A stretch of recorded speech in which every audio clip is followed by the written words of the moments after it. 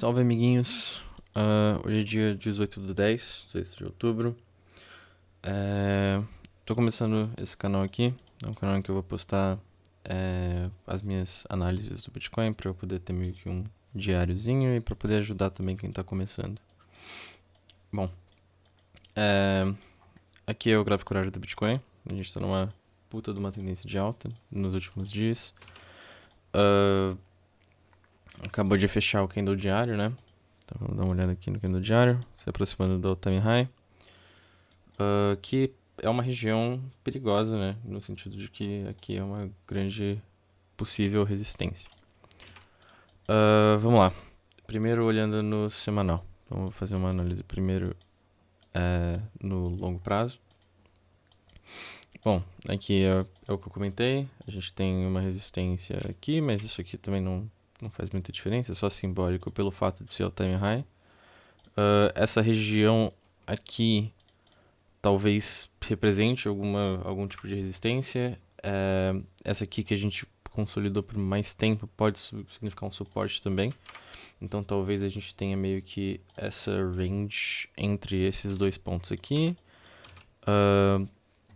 Idealmente, o que eu gostaria de ver do Bitcoin é um rompimento aqui e segurar esse suporte aqui para um possível movimento mais para cima. Ou isso aqui é rejeitado, a gente entra aqui. Isso aqui seria um sinal de compra. Você entra aqui, daí esperando que ele rompa. E daí, enfim, rompeu, pode fazer o reteste aqui da alta. E daí fazer um candle de alta. Bom, esse não é o tipo de análise que eu costumo fazer. Análise mais de longo prazo. Eu foco o meu trading principalmente em intraday.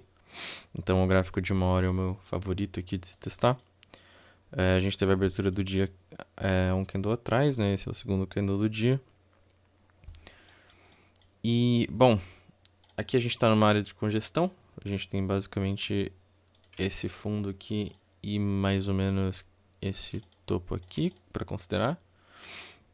Então, estratégia convencional de consolidação do Bitcoin seria vender tudo acima daqui e comprar tudo abaixo daqui. A questão é que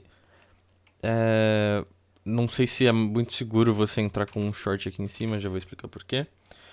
Talvez uma compra aqui seja válida, mas é aquela coisa, o Bitcoin ele faz muito desse tipo de movimento aqui, em que a gente chama de SFP, ou Swing Failure Pattern, que é basicamente quando ele faz esses movimentos malucos aqui para estopar a galera e para ferrar um pouco, para fingir que vai acabar com a estrutura de mercado. Então, por exemplo, aqui você tem um mercado em tendência de alta, então os fundos sempre vão sendo mais altos aqui e os topos sempre mais altos.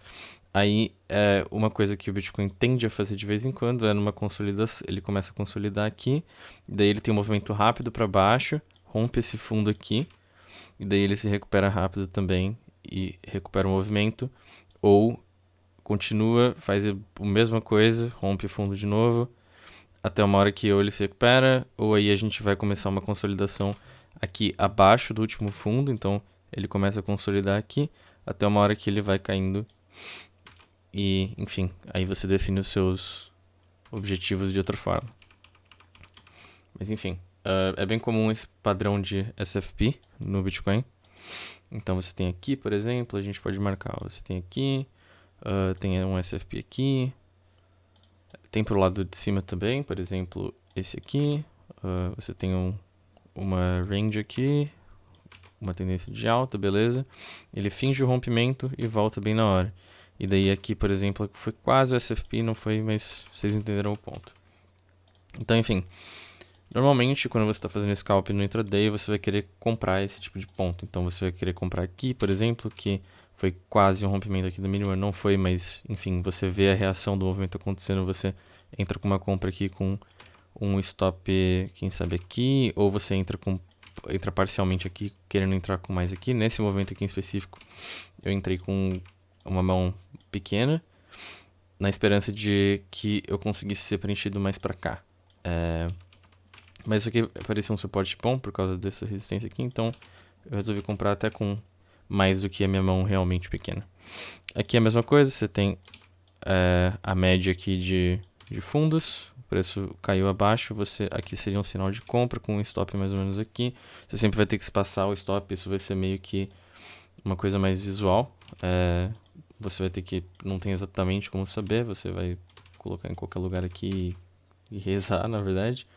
Mas você pode olhar, por exemplo, esse outro fundo aqui, se a gente rompesse aqui para baixo, ia ficar mais complicado. Então, se você está querendo comprar aqui, você vai comprar mais ou menos nessa região aqui e colocar um stop. Se você está esperando uma reversão aqui para o meio do canal, você vai colocar um stop relativo a isso. Então, tipo, alguma coisa aqui. Também é importante que esses stops aqui a mercado que você vai colocar, eles estejam um pouco além da região que você realmente quer ser estopado, porque daí você consegue sair manualmente da posição e evitar que você use ordens a mercado, que tem mais taxa, né? Mas enfim, a ideia é comprar isso aqui. Então, por exemplo, se a gente fizer um movimento aqui para cima agora e expandir para cima o suficiente para romper essa máxima, a gente vai estar querendo, eu vou estar querendo provavelmente procurar ou vender aqui, ou pelo menos sair de algumas posições de compra. No caso, eu não estou comprado aqui, mas enfim.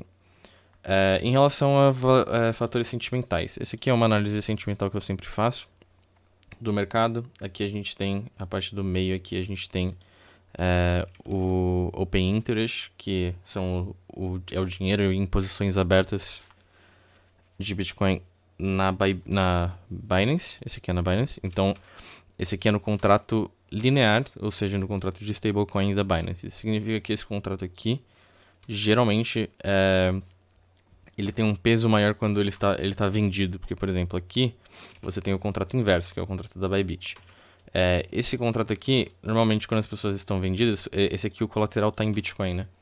Então, quando as pessoas estão vendidas, elas estão acreditando, elas provavelmente estão fazendo só um hedge. Então, por exemplo, se você tem um Bitcoin na sua conta e você faz uma posição de venda obviamente não é medido em um Bitcoin, mas de X USD, que é equivalente a um BTC, você vai estar com 1 para 1 de hedge. Então, é impossível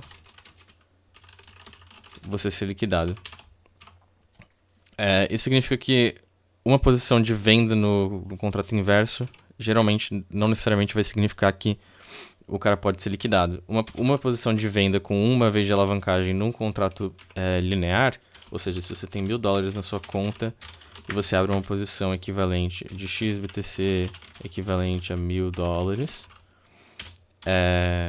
se o preço subir 100%, você é liquidado. Então, isso significa que as pessoas que estão vendidas nesse tipo de contrato aqui estão mais expostas a serem liquidadas com o movimento para cima ou a serem estopadas do que nesse aqui. Então, isso significa que... e tem outros fatores também que, por exemplo, isso aqui é causado por uma coisa que chama convexity. Então, se você precisar aqui, convexity, tem um artigo muito bom da BitMEX explicando isso. Mas, basicamente, aqui ele fala sobre o contrato inverso. Então, aqui você pode ver que uma compra no contrato inverso, ela tem mais peso enquanto ela vai caindo. Aqui é a porcentagem de PNL linear do ativo e aqui é do contrato. Então, se eu não me engano, isso aqui vai ser para 1x da sua conta. Quando você está uma vez alavancado no seu saldo em Bitcoin, quando o preço cai em 50%, você vai ser liquidado porque você está menos 100% do seu saldo.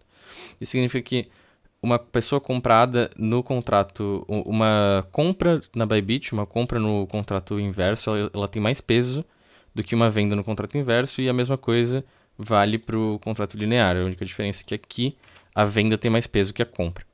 Porque, enfim, quanto mais a posição... Se você está vendido em dólares, você tem o seu saldo em dólares e está vendido, quanto mais a sua posição vai contra você, maior o tamanho dela fica. O tamanho da sua posição fica.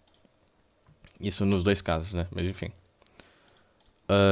Então a gente tem isso. Então, basicamente eu expliquei tudo isso, a parte de convexity, para poder dizer que esse tipo aqui de open interest, ele está mais relacionado geralmente aos dois lados. Mas as vendas desse open interest aqui são muito mais importantes do que as desse aqui.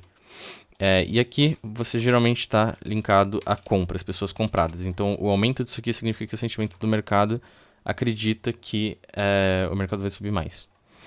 Então isso significa que a gente tem que tomar cuidado pelo fato de que isso aqui tá subindo.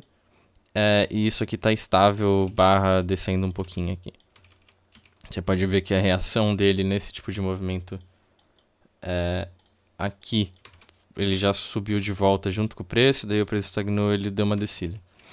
Enquanto o de stablecoin ele só continuou caindo. Então, enfim, temos que tomar cuidado com isso. Isso é um sinal até de venda para mim, porque boa parte do mercado está acreditando em queda. Agora, por que eu não... quer dizer, boa parte do mercado está acreditando em alta, pelo visto, segundo esse Open Interest aqui. Mas eu não acho que é uma boa ideia entrar vendido nesse ponto aqui, entrar com um short aqui. Por quê? Aqui embaixo, a gente tem a terceira métrica que eu uso aqui, que é o Long Short Ratio. Ele basicamente aponta se a maioria do mercado... Isso aqui é da Binance, para deixar claro. Vou até colocar aqui. Esse é o da Binance e ele aponta assim, se a maior parte do mercado está vendida ou não. Normalmente, o normal, né? É por causa da exposição ao risco. Quando você está comprado, você só tem exposição de menos 100%. Quando você está vendido, você tem exposição infinita. O normal é que a maioria das pessoas esteja comprada. Então, situações em que a maioria das pessoas está vendida, que na verdade são esses negócios em vermelho aqui, o long short ratio é basicamente o número de pessoas de posições compradas dividido pelo número de posições vendidas. Então, sempre quando está vermelho significa que tem mais posições vendidas do que compradas. Então, geralmente, essas situações aqui vão ser situações de compra. E sempre quando tiver vermelho aqui, provavelmente, se eu for postar mais análises aqui, vocês vão ver que eu vou estar acreditando em que o preço vai subir nesse tipo de situação. Lembrando que você sempre quer estar contra a maioria do mercado, porque considerando que o Bitcoin é um mercado com alta alavancagem, a tendência é que a maioria das pessoas que estão muito alavancadas se ferrem no longo prazo. Então, é por isso que você tem esses movimentos aqui. Isso aqui é um movimento para pegar a liquidez de quem está alavancado, a pessoa é estopada aqui, depois o preço volta para a normalidade, e daí depois ele decide o que ele vai fazer. Mas enfim, aqui a gente tem o long short ratio, ele está baixo relativo à última vez que o Bitcoin bateu o time high. Aqui a gente tem o gráfico de 6 horas. Dá pra ver aqui que da última vez que o Bitcoin estava em all time high, o long short ratio estava por volta de 3 para 1 de compras. Chegou a bater 4 aqui. E agora ele está abaixo de 1.5. Então isso aqui é relativamente bem positivo para o preço. E confirma que talvez a gente tenha um rompimento aqui, talvez a gente nem tenha um pullback como muita gente está esperando. Acho que essa região aqui talvez nem seja tocada. Então, enfim, não acho que uma venda aqui é muito boa. A gente pode muito bem romper aqui, talvez consolidar aqui e vir para cá. Eu não entraria aqui, mas aqui poderia ser, baseado em análise técnica, um bom sinal de entrada. Mas enfim, aqui a gente tem isso. Então a gente tem basicamente dois cenários, né? A gente tem esse cenário aqui, em que a gente só rompe, segura aqui em cima e continua subindo. E a gente tem o cenário que provavelmente, tipo, faria algo desse tipo aqui. Um falso rompimento, cai aqui, mata esses caras aqui, talvez venha até aqui. E daí a gente pode recuperar e quem sabe fazer isso. Acho que esse seria o pior cenário possível do momento. Outra coisa interessante de apontar é que na Bitfinex tem um player do mercado que está colocando bastante vendas no book. Então a gente tem esse cara aqui, deixa eu colocar no gráfico de uma hora. Tem esse cara aqui que parece ser um cara relativamente grande. Ele colocou bastante ordens nessa região aqui. Dá pra ver aqui, né? Um bloco de ordens. Isso aqui provavelmente é uns... Cara, eu nem sei calcular quanto é isso, mas é muito Bitcoin, tá vendo aqui? Cada número desse aqui é uma ordem diferente, né? Num preço diferente. Enfim, deve ter uns 2.000 Bitcoins aqui, sei lá, 1.000 Bitcoins. Que é bastante. Dá pra ver aqui que relativamente ao resto das coisas é bastante. Então talvez a gente tenha um rompimento pra cá, preencha um pouco esse cara aqui e volte. Enfim, isso aqui provavelmente vai ser uma resistência, porque aqui tem uma alta demanda, uma alta oferta de Bitcoin para uma provavelmente pouca demanda, né? Aqui a gente vai ter as liquidações, que talvez joguem um preço um pouco mais pra cima, mas eu acho improvável de que a gente só rompa aqui. Então, aquela teoria do TradingView provavelmente vai ser difícil a gente bater aqui sem que pelo menos a gente consolide aqui e suba. Ou a gente pode bater aqui, ter um rompimento aqui pra baixo e quem sabe subir depois. Não tem muito como saber. Mas enfim, não é uma região que eu quero estar posicionado nesse momento. Só de referência, aqui a gente tem basicamente a mesma coisa. Surgiu uma parede gigantesca aqui de compra na Bitfinex quando a gente estava batendo os 39 mil. Esse cara aqui basicamente nunca foi preenchido. Ele sim colocou algumas ordens acima, pelo que se sabe. Tipo, aqui tem algumas ordens que surgiram depois.